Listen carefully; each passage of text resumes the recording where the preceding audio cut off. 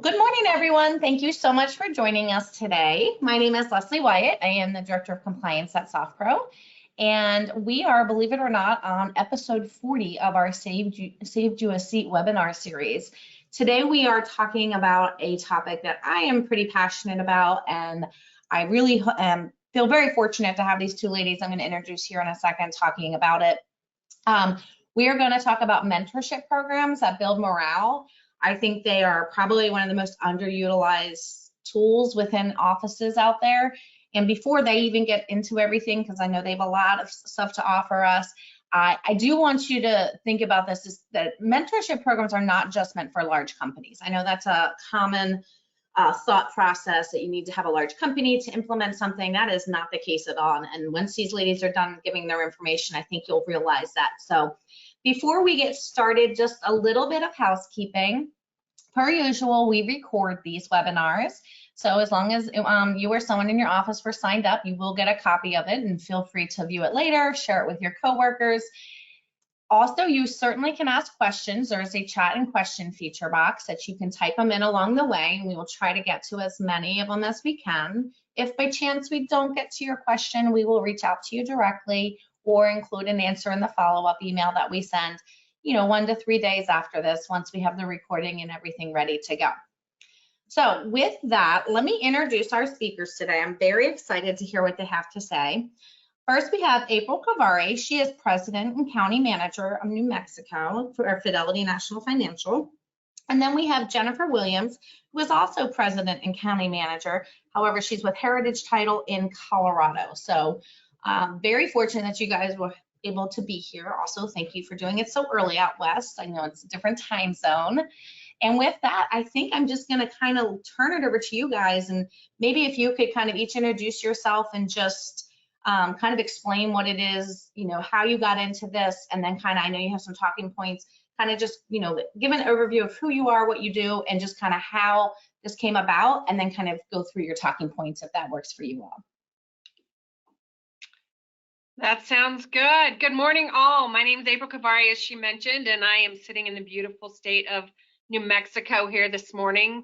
As we were chatting earlier, it sounds like there's snow in Chicago and snow in Colorado, and I'm looking at beautiful fall weather. So glad to be here today and glad to be part of such a wonderful group. And we're going to share a little bit about FNF Women Inspire is the name of the program, I guess. And before I get started, I'll let Jen go ahead and introduce herself as well. Hello, Jennifer Williams, and as mentioned, President of Heritage Title in Colorado, and I've been with Heritage for 30 years, just hands down the best company I could ever want to work for. And April and I started an endeavor about in 2019 for a mentorship program. And so we're just kind of going to give you an overview of why we developed it, how it developed, some of the successes that have come out of it, and then be happy to answer any questions you might have if you're thinking about starting up a mentorship program.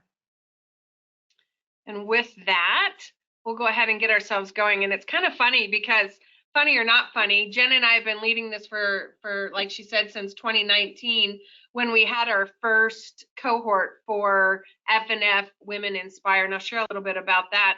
But the only reason I got to go was because somebody couldn't. And now we are here and doing this, and it's just been going very, very well. So FNF Women Inspire was started by Erica Meinhardt and Karen Robertson within the FNF family, two very amazing ladies that are part of our executive leadership team. And they wanted to find a way to help develop leaders, to help look at issues and things going on in the company that by bringing people together, we could come up with some solutions, we could come up with some ideas and just continue to build upon that.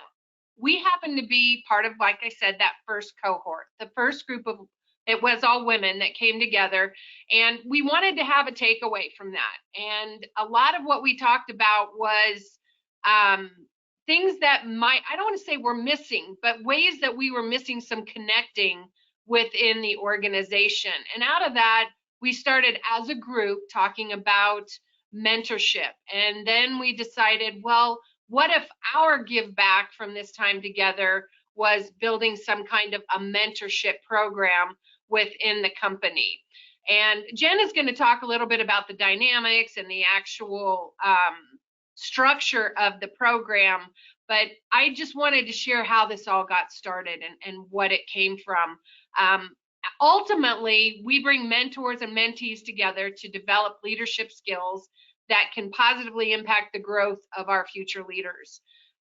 A big part of that that's come out of it is connectivity, and I'll share more about that here in a minute. But our mission statement is to positively impact the future of FNF through leadership development, creating opportunity, and building connections. And this has truly been a way for us to give back to the company and develop our leaders. But out of it, I mean, we're creating relationships. And one of the really cool things that I love about the program is it's creating a better understanding of the internal structure within the company. One of the things we found is, especially when you get out into the branches, right, where this massive company, we're in all the states, a lot of times at that branch level, people feel like they're on an island and they don't feel connected to that upper end of leadership. And so through this group, we tie in folks within the company, and then people also, mentees and mentors, get to collaborate cross-channel, and that's been a huge win for us. So I'll let Jen go ahead and get started on what some of the steps are to get the program off the ground. Great, thanks, April. So when we originally started planning this, we were like, how can we make this happen? We didn't want to just do it, half-heartedly and hope it works. We really wanted it to be successful. So the thing is, it really took a big group of women from that event that we went to. And I often say it takes a village, and I really feel like it did here. It was definitely a group effort. So we all got together on Teams calls, on webcasts similar to this, and said, what is it going to take to be successful? So the big thing, everyone kind of took a task. And the first task was that we created an application. So we wanted an application for mentees to fill out. So we asked our regionals to suggest who would be a good mentee. The mentors were the women that came from this event that we were at, and everybody was very excited to be a mentor. But we were like, how do we find mentees? How do we find people? And keep in mind, it doesn't all have to be women. Just because the name's Women Inspire, the mentorship program, we certainly are not limited to just women. But when we were looking at what type of mentee we wanted to be involved, we looked to our leadership within FNF and said, is there anybody that you would recommend?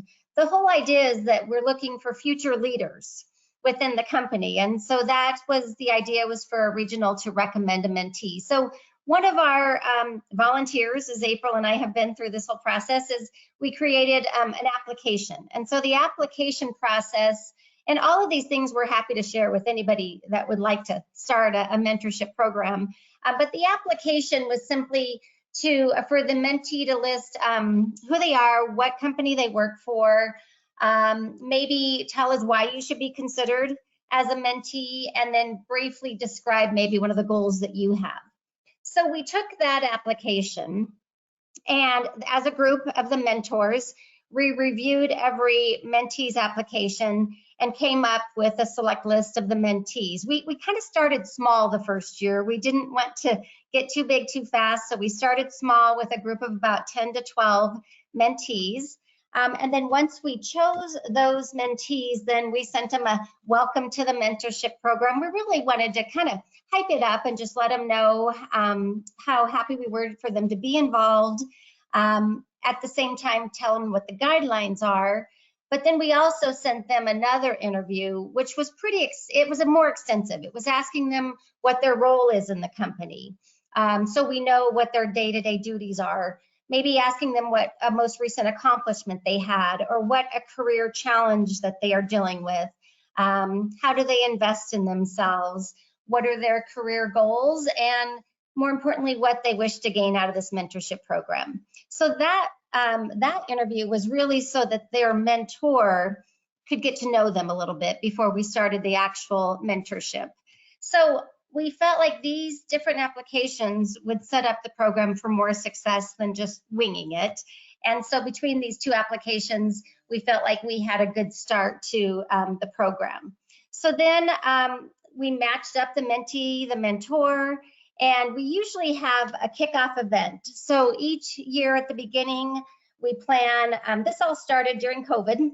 So many times these meetings were Teams meetings, Zoom meetings of the sort, and we'd get all the mentees and the mentors together for the first time so that they could all introduce themselves, tell what part of the country they're from, what their duty is, and their job task. And then we kicked off the event. So that was kind of the steps to get the program started. And the first year it worked great. We had huge success the first year. And then what the idea is, once the program got kicked off, we then kind of went through the guidelines and the structure of what the program looks like. We felt like it was really important that every mentor had some autonomy and could do their own task, whether it was with their mentee, however they wanted to structure that. But we also felt like it was important, especially a lot of these mentors, it was the first time they had ever mentored somebody.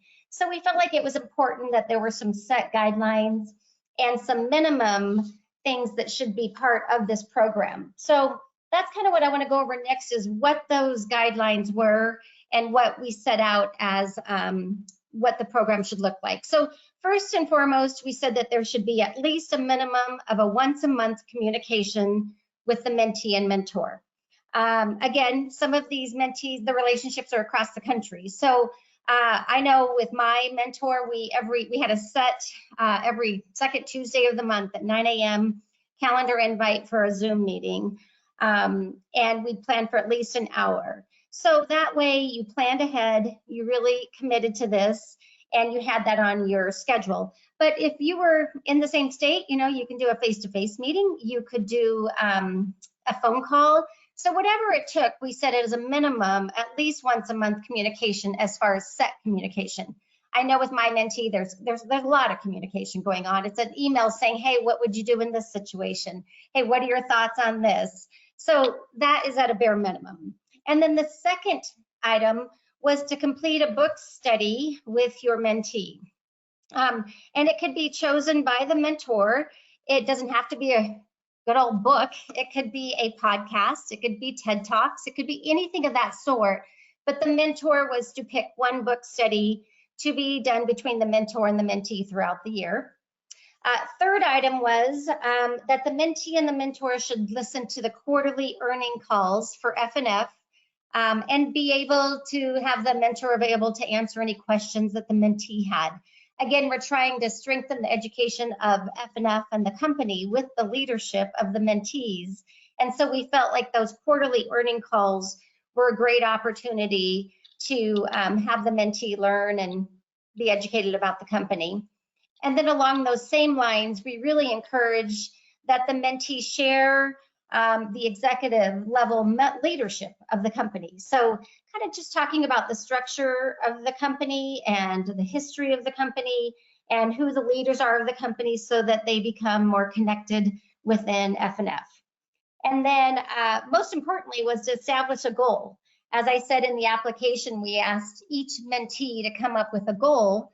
And so the mentor and the mentee, the objective was to talk about those goals and really fine tune 1 to 2 of them. That was their plan to accomplish that during the mentorship.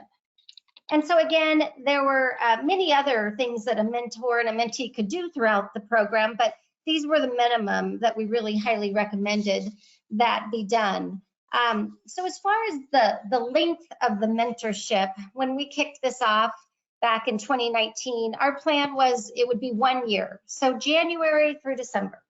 Go through all seasons with the mentee, you know, whether it's the busy summertime or a little bit of a slower time, just kind of be there for them throughout the year-long mentorship program. And so a year was our structure, and we have kept with that. We are going to be starting our 3rd year of the mentorship. And I know my first mentee was in Oklahoma, and my current one is in Arizona. And it's just really nice because I think one of the nice things is we've really built a long-term relationship. So even my first mentee, you know, still reaches out. And ask questions and we touch base. And so as we head into our third year, April and I, we really want to continue to grow this program and take on more and more mentors and mentees each year, and just keep it being as successful as it possibly can be to reach as many people within our organization. And now April, kind of tell you a little bit about what we feel is important and what's going to help it succeed in the future. Well, and yeah, there was a lot that went into you know, the success of this from the beginning. I think when we look at how we got this started, this wasn't just Jen and I that came up with an idea and it took the two of us. It truly was a collaboration of incredible people cross-channel in the company. So we were able to make it something that worked along, you know, didn't matter what the job function was within the company. And we did try to pair people with people that maybe had some of that experience. And in some cases we didn't. Most of us came from the escrow sales side, where we had a couple people that actually came from IT. But the core value system of leadership is pretty much the same. So as far as making it successful and what we needed, we wanted to make sure that we were bringing value to the mentee and finding out from them what was important, as Jen had mentioned, what their goal was. And for each one of these folks, it was something different. And they might have wanted to know more about our budgeting system. They may have just had HR issues and how do I better document and take care of an HR issue. So there were a lot of things that went across that. So making sure, I think you have to have the right people wanting to implement this, people that are forward thinking, that can think outside the box, that are open to the ability for each one to still have their own personality, because that I think was a huge piece. If we had made this too structured, I think we would have limited ourselves. We have those basic points in there, but each mentee has run a little bit differently with their mentors. And then it's really been fun because we've brought people back together to talk about things. Something else that was really important to us, and this was also from the leaders that started us in this cohort too, is you've got to have buy-in from your upper level management. If you want this to be something successful, you've got to have that buy-in, because they're the ones that support you. So, and by that I mean we have our executive leadership level, and then we go to our regional level, and then we go to the level where Jen and I kind of are. And if we don't have that regional and executive support, then our level's kind of going, is this anything that we even want to do? And we're the ones that are, it's our level that really is picking who it is that we see as the future leaders in our company. So that's where Jen talked a little bit about going to our regionals. So we made sure that all along the way they were included in what we were doing. The request went out to them for new mentees. They then went to their county managers and said, who do you suggest and recommend? We found pretty quickly that we just did not want to open it up to the company and say, who would like to be a mentee? As leaders, we probably have an idea at some level who our best opportunities are for future leadership. We see that, and we identify folks that we want to grow and we want to see as part of the future of the company. So we, it was twofold. One, we really wanted to get the buy-in from our regional level, and two, we wanted to make sure that we were getting the right identified people into the program. And I think out of the whole thing, and correct me if I'm wrong, Jen, I think we've only had one person that started that it didn't work out with their mentee and they had to go another direction. So I think we've done a pretty good job of that.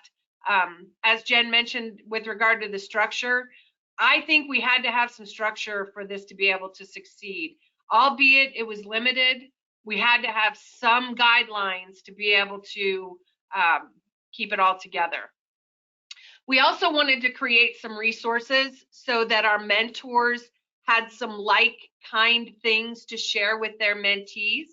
we created a shared portal, and that shared portal had things in there. It had the application in there. It had our mission statement in there. It had our logos in there. Some people actually logoed their signature block and used it that way as well, because it is a cool thing to be part of this program. We then also sent a note out to all of our mentors and said, hey, what are things that you've used to invest in yourself? What are books that you've read? What are podcasts that you like? And then Jen and I also did some research of our own and had everybody share in the gathering of that information. And we then put all of that into our shared website, so that our shared folder, so that people could go in and pull things down. As Jen had mentioned, most of the groups do a book study. I think it'd be kind of cool sometime to pick one as a group. We haven't done that yet. Maybe our next round, we might consider doing something like that. But it is a great way to work through, your time with your mentee, and it brings up things that you guys can share throughout the process. And just a note that we did find that not everyone works the same, and not everybody needs the same thing from their mentor. So again, being open, kind of molding yourself to how they learn best. And these are things that we as mentors have shared back. And it's just been wonderful. It's absolutely been wonderful. It's been fun. It has been great. And like you were saying, April, the commitment level, it was important that as we chose the mentees and mentors, that they were willing to commit the time, because it's been a crazy couple years, right? I mean, we've just been surviving and keeping afloat, and now it's a different world for us. But even during the busy times, we looked to the mentors and said, are you ready to commit another year? Because it is a big commitment. It's easy to say, oh, I'm just too busy that second Tuesday of the month, I can't make it. And so we really stress the importance that in order to make this successful, you as the mentor, number one, you have to commit to being available for your mentee, but also to the mentees. Like April said, we love to have a 100% successful rate, but there was one mentee that just couldn't commit or wasn't enjoying, the mentorship, and that's okay. That's the point. It's not for everybody, but we really tried hard to pick the right mentee, so it was successful. But we did stress to the mentees that this is a commitment to that you must make throughout this year long. It's not just a 1 or 2 month thing. It's a full year long commitment. And I think as we started this, we were so passionate about mentorship. I think because April and I both feel like we've had some pretty amazing mentors in our life, and they weren't exactly called mentors 30, 20 years ago, whether it was our boss or a coworker, or April was a mentor to me. We mentorship is a big part of, I think, being successful in this industry that we work in. And a couple of really great quotes that I love about mentorship. Oprah Winfrey once said, "A mentor is someone who always allows you to see the hope inside yourself." And that's our goal. We want to build up these mentees and build their confidence and build their leadership skills so that they are confident to continue to grow within the company. And then this is a great one too from Steven Spielberg. He says, "The delicate balance of mentoring someone is not creating them in our image, but giving them the opportunity to create themselves." And that's one thing that we've always, as we've kicked this program off for the last few years, it's not, we don't want them to become how we lead. We want them to lead in their own manner, and us to encourage them each time they run into an issue or a conflict or a challenge. And yes, we're there to help them, but it's also been a chance to say, how would you handle this? How do you want to help your organization grow from this and be better? And I think that's probably one of the most successful things that comes out of this, is it really does build their own confidence and their leadership skills. Well, and it's interesting. I think Jen and I still mentor each other. We both had this week last week where at one point she was contacting me, one point I was contacting her. And I think that that's a big part of why this type of a program is successful.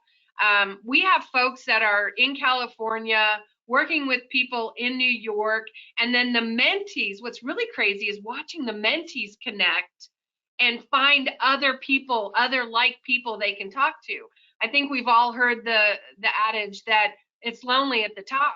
And when you're in a leadership role, you've got to find those other people that you can reach out to and talk to and get insight and uplift and motivation from. And that's one of the things that this has really, really done. These mentees, a lot of them that get into the program are already in a leadership role. And as we all know, sometimes it can be hard when you're in the mix to find somebody in your office or in your company that you locally that you feel safe with. There's something about calling someone in California that makes it a little safer. You know, you can let down a little bit. And so that's really been a really wonderful thing that we've had. Now, you may not have that opportunity within your company, but opening up more doors and bringing more departments together will also create more of that. You know, the question that kind of is what has the value of this been? And I can't even begin to tell you where I could start with all that. There's been inclusion, there's been collaboration, the introductions between people. Something else that we've tried to do with this that I think has been a really cool aspect is, as Jen mentioned, we bring in guest speakers. So I think, you know, within our company, and I'm sure in your companies as well, we get audited, right? And everybody's always afraid of the auditor. So this last time we brought in our corporate auditor, and she spoke with everybody. She talked about what brought her to the position that she was in. How did she get there? And immediately it makes her real, right? She's not just an auditor anymore. She's a person that if you have a question, you can now go to and talk to and ask questions of. And we've even, you know, had some playful banters now because of it, because you feel safe talking about it. So opening up those doors, making someone at the top not seem so far away. Mike Nolan has spoken with us. Joe Grealish has spoken with us. These people that sometimes just seem untouchable. So there's a lot more that has come out of this than even just the once a month connections. For certain. It's been incredibly rewarding. And I think the exciting thing too is just knowing that we want to continue to grow it each year and bring on more mentees and more mentors so that the value of the program is seen across the entire organization. So that's kind of our program. There's a recap of it. Anybody have any questions that we can answer for you? Maybe you've tried to kick off the program and want some advice or suggestions. We are here if you have any questions. I do have a couple questions. Great. So one of the things that a lot of people are wondering is the buy-in. I mean, obviously you guys had a lot just because of the size of Fidelity and whatnot, and you know, you have a lot of people that you could reach out to and you have a wide net. So is there anything that you could maybe provide them as far as getting the buy-in to get applicants to both be mentor and mentee? Did you see any kind of like a trend or just, you know, how to go about even getting the buy-in to start the program? Oh, you know, Jen and I can probably both speak on this, but I don't feel as though we struggled to get mentees to buy in. We have a waiting list. Okay. And so it was, you know, the way that we delivered it is we have this opportunity for people to meet and work with other great leaders within the company. And what we found is that people that want to grow, people that want to invest in themselves, they stepped up. We didn't have to push. Does that make sense, Jen? It does, yeah. Yeah, definitely. I mean, you know, when we didn't know how this would come about and if we'd have a big interest.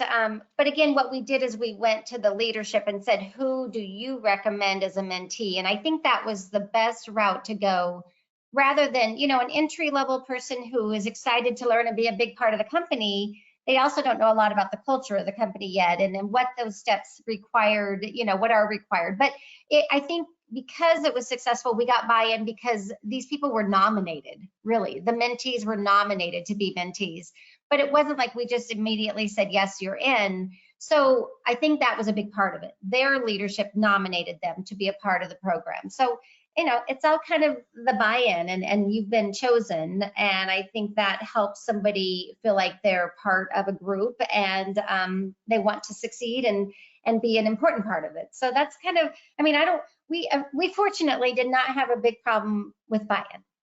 No. There was something. Go ahead, April. Oh, I'm sorry. I just wanted to say one other thing as far as the benefit. And I've used it. I'm sure Jen has used it as well. When you have a mentorship program within your company, you can use that in your recruiting. You can use that as a benefit for what the value is of our company and what they bring and do for their employees. So I just wanted to make sure I made note of that, because that is something that we have heard cross channels, that it's been awesome. And for those of you that know Commercial Real Estate Women, at the corporate level, we actually, it was brought up in a meeting as a benefit to our company nationwide. Very, very cool. Actually, that's one of my next comments was I was telling you ladies before we started, I was in Nashville doing a presentation, and my presentation was like how to grow your business as well as your staff, not just bringing in new orders. I mean, that's kind of a result of everything you do internally, right? Building the right culture, having the right staff, offering the right benefits, mentorship. By default, you're going to become a bigger, better company, or just a better company, and you're gonna get more business.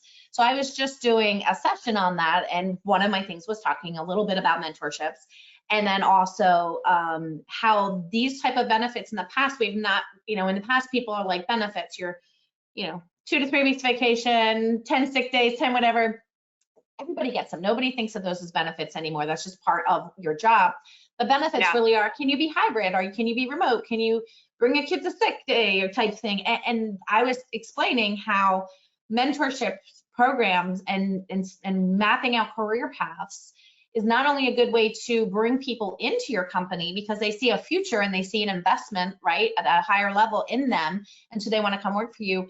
But I also feel like it's a huge employee retention. We're in a kind of bizarre time, and even though it's a down market, we still kind of fighting for employees to come work for us because people have a lot to choose from. And so when you have these type of things to offer, and they've also been successful, and they can talk to other people that have maybe done it, I think not only does it help you in recruiting and kind of set you apart, I think it helps a lot with retaining your current employees, because you're showing that you believe in them, right? You want to invest time and money and effort into them and helping them grow their career if they're interested. Would you guys agree to that as well? Absolutely. I mean, as April said, often in my recruiting efforts, it's been nice to say that, if you're really driven and you want to be part of leadership at this company, we also have a mentorship program, and people kind of light up at that, because not only are you learning from somebody else, it's a great opportunity to learn how another organization within your company is running. And so I definitely use it as a recruiting tool. But the other thing is, mentorship can be exceptional, whether it's a great market or a down market. I mean, again, we've been in a madness, 2021 into 22, and the mentorship was so important because everybody was so busy. And what are you doing with this? How are you keeping morale up? How are you keeping your team motivated? Well, now we're in a big shift of the business, and I feel like the mentorship is even more valuable of, oh my goodness, okay, how are you generating new orders? How are you keeping your team motivated now? So I feel like there's never a bad time for mentorship, whether it's a good market, a bad market, it is always invaluable. Mm-hmm. I know, it's interesting you say, I just had somebody I mentored, 3 or 4 years ago reach out, and we were chatting this morning. Are you working on your budgets?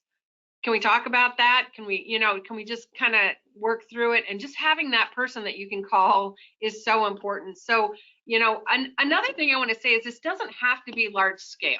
We are a big company. Fidelity is a big company, and we do have the opportunity to go, across states. But to get the same impact, it does not have to be big. You can have a small office, and maybe you have one mentor with 2 mentees or something like that.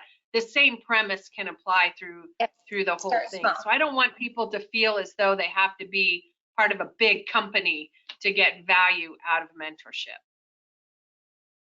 Yeah, another thing that we were talking about the other day along the lines of this is, we are seeing a lot of our industry.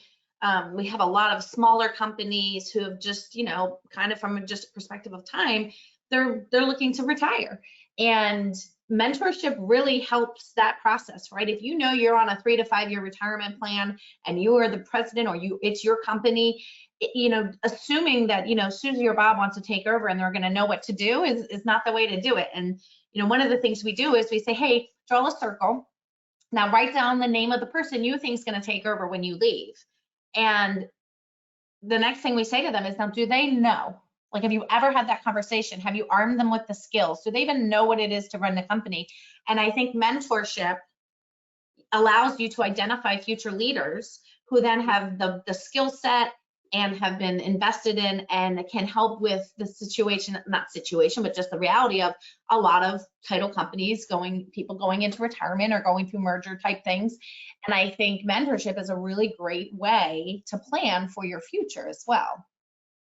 Well, and it can be good both ways in that as the person retiring, you might think that this person over here that is running this full desk and keeps it really organized and it's great with their clients is going to replace you. But then through mentorship, you can realize, you know what, they don't necessarily have the temperament for leadership.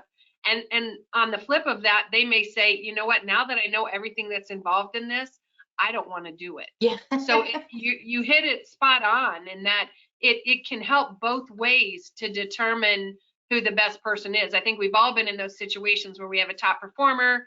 We think that they could do a good job. They think they could do a good job. And then we end up in a situation where, they probably aren't the best leaders. So this program has definitely helped people see what the true leadership and skill sets are of those potential, replacement people.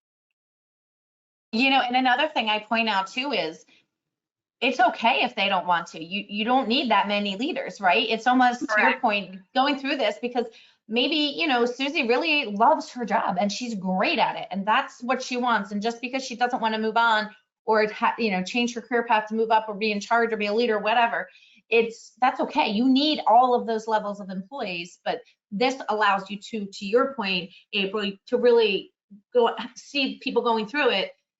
If they can decide whether it works for them or you can decide whether it works for them. But you'd be surprised at how many times when we say, okay, now, does that person know it? Have you had that conversation? At least 60 to 70% every time says no. We just kind of assumed. I said, well, they've been there forever. And then we'll say, well, is that really the right person? Because then 3 years from now, they may retire. So you're able to really kind of stack your chances when you have a good mentorship and program. And to your point earlier too, it can be small. It doesn't need to be big. It's just arming your employees and your team with the skills that they need to lead, whether it be a team leader. We're not talking everyone doesn't need to become president of the company, right? It could be just a team lead. It could be a manager. It could be anything.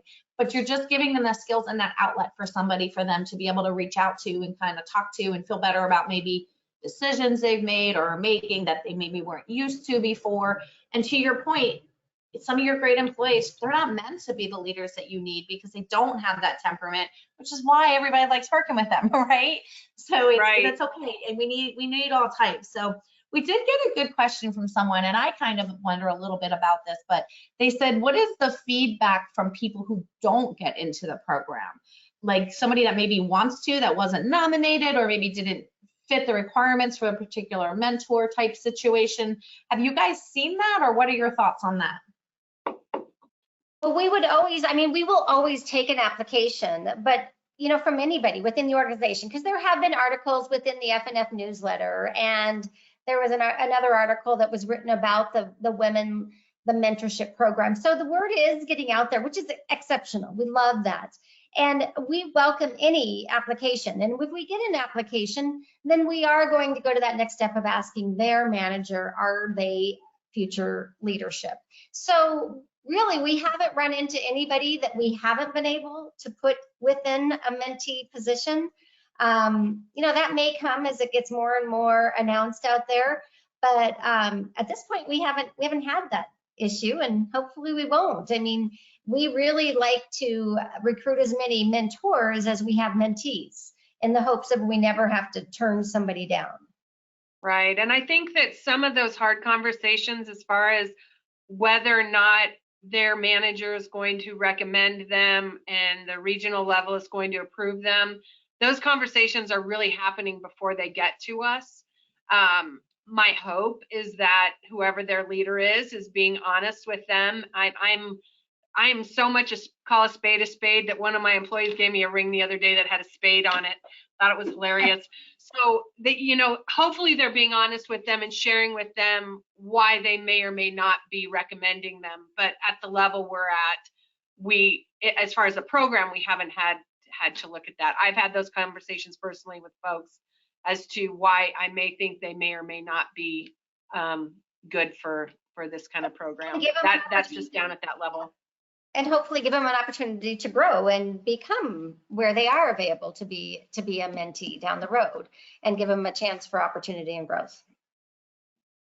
Yeah, no, I would think the same thing, right? You know, I don't think it'll be a shock to maybe some of the people who want to apply if they're having the right conversations and, you know, check-ins or appraisals, whatever you want to call them, throughout the year. It really shouldn't be. I would think you wouldn't run into that too often, and if you did, it would be handled at that first level of the people who are, you know, nominating, if you will, or at least would hope to be. So that's interesting. You know, you mentioned, you know, we generally get as many mentors as we do mentees, and I'm sorry if I missed it because I was taking notes, but how do you go about getting the mentors? I mean, who is deciding, or how do you decide? Not necessarily who, like, you know, April and Jennifer would make great mentors. Like, how does that work? Our regionals also, the mentors are generally coming from the regional role. And we have had some, actually I have a list right now of a few people that have reached out and said, I would like to be a mentor. Again, we go back to the regionals to make sure that they believe that that person would do a good job. The other thing that we've had, which I think has been great, is we have had a few people that have retired, but have stayed on to help us in the mentorship program. And that has been such a blessing because they are not tied up in their day-to-day all the time. And so they're really having fun. It's giving back to them as prior leaders. And also we're getting to take away all of their incredible gifts that they learned throughout their careers. So it does come from the, I would say, regional and above level. Okay, that makes sense. I mean, they would know best who to kind of partner people up with too, based on personalities and skills. Because that's one other thing I talked about. I said, you know, you can't just say, okay, I have 6 mentors and 6 mentees, and okay, you two pair up, you two pair up, you two. You're not setting people up for success, right? They have different two different type of personalities, or different type of jobs, or, you know, approaches. You really have to kind of think through matching people up to make them successful. And I don't know, because I was speaking to someone who said, well, we tried it and it didn't work. And we got to the gist of it was they did no like front end stuff to make sure that they were matching up the people correctly. And after we had this conversation, they were like, oh, I think we're going to try it again and do this, you know. So I just have one last thing. I know, Jennifer, I want to make sure you're on time for your next meeting there. So one thing that somebody asked me and I thought was so interesting, and I do think that this is probably a common thought that most people just won't talk about, is the competition side of it. Like they said, you know, we had a hard time matching people up or finding people because, and they were a little bit of a bigger company. And I said, you know, in, you know, office A, we had a great mentor, and the mentee was going to be in office B, but they competed. So that mentor's, you know, leader wasn't real keen on them helping someone from another office. And they can't be the only ones that face that. So I know maybe the quick fix of that is obviously internally, you can have them within the same office, but I feel like that defeats the purpose of a broader mentor and mentee program. Is, you know, you learn a lot from people that you're not around all the time, right? And so I was just wondering if you guys have seen that, or how the competitive edge factor comes in for offices like that. Really haven't run into that, and I'll say yet, because who knows. But that is also another reason that while we don't hesitate to set up mentors and mentees across state lines, so you wouldn't have that problem as much. But again, we said large or small, your company can do this. So I think you would 100% need buy-in from leadership from both companies. You know, if you have companies that are competing against each other, they have to be willing to know that there's going to be some information that's going to be shared, and it would be kept confidential. The mentee and the mentor need to know that. So yeah, that would really just need to be laid out at the very beginning, that understand that anything that's discussed between the mentor and mentee is confidential and not to be used, for the benefit of any other companies. And I guess, I'm so used, we have 3 brands here in Colorado and we call it friendly competition. And so we realize we're competitors, but at the same time, we all have the same goal and we're all working for the same FNF company. So in our eyes, it's like a win for one company is a win for all of us. So that's just something that'd be interesting. You'd have to really kind of address that right off the bat. I don't know, April, any other suggestions? I guess, I come from the sales side, so I understand that competition piece hugely, right? And I get very competitive. And so I can appreciate and respect where that's coming from. The first thing when you brought up the question was culture. I really think that has to do a lot with what the culture is in the company, because I'm all about competition. But again, like Jen said, there are ways that we can support each other for the greater good. In that scenario, I would not limit yourself to only having mentors that are in your company.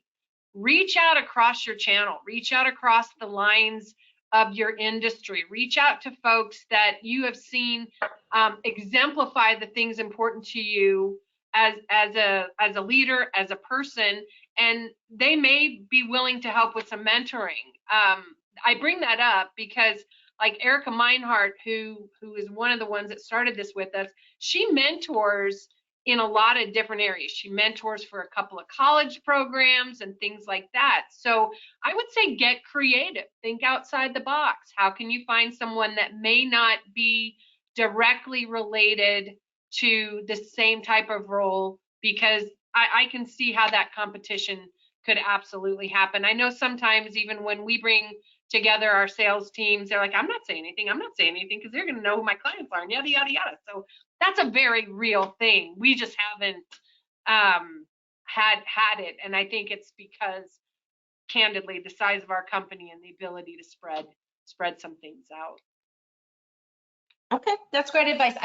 I would even go a little bit further, that if you are in a small enough area that you don't have anyone necessarily to reach out to outside of your own, or you don't know anyone across state lines, it's also okay. It's another industry. You're building leaders. Correct. Leaders are leaders. They don't need to be in your industry, and sometimes you might even benefit more from somebody who doesn't harp on the granular things within our industry. So I mean, you can definitely think outside the box. You don't have to have leaders that do the same thing as you.